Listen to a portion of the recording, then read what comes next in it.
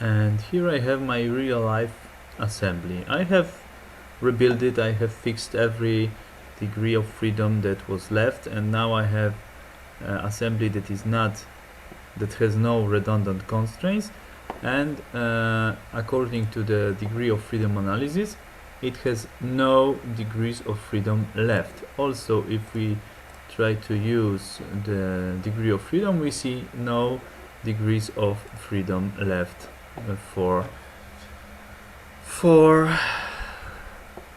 movement. And this trolley is constrained with this screw, LED screw, and I have a constraint that fixes its position along the screw. If I suppress this constraint, I am now in master position representation. If I suppress this constraint, we see that the trolley can move along the screw, and that the screw can rotate, and there are basically no other degrees of freedom left. If we do the degree of freedom analysis, we have one translation for the trolley and one rotation for the screw. If we now try to drag the trolley, everything works. As we can see here, the screw rotates and everything is fine.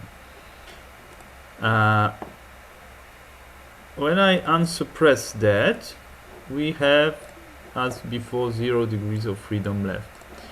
I have a flex positional representation I did, in which I have suppressed the constraint I was just playing in the master. And when I do the degree of freedom analysis here, I see all 6 degrees of freedom left for the trolley.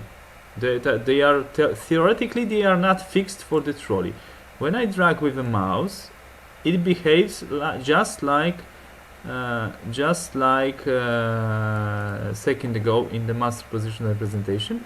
Only Inventor sees it differently, and I suppose it has something to do with then crashes that appear with the flexible assemblies. If I go to view and select degrees of freedom, I have something like that indicates all 6 degrees of freedom for the trolley in this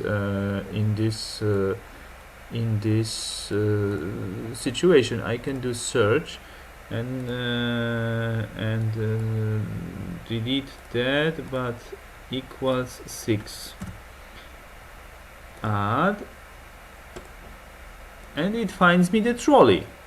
So obviously the trolley does not have 3 degrees of freedom, because it is constrained the LED screw and it can only travels along the LED screw. So something is again very wrong here.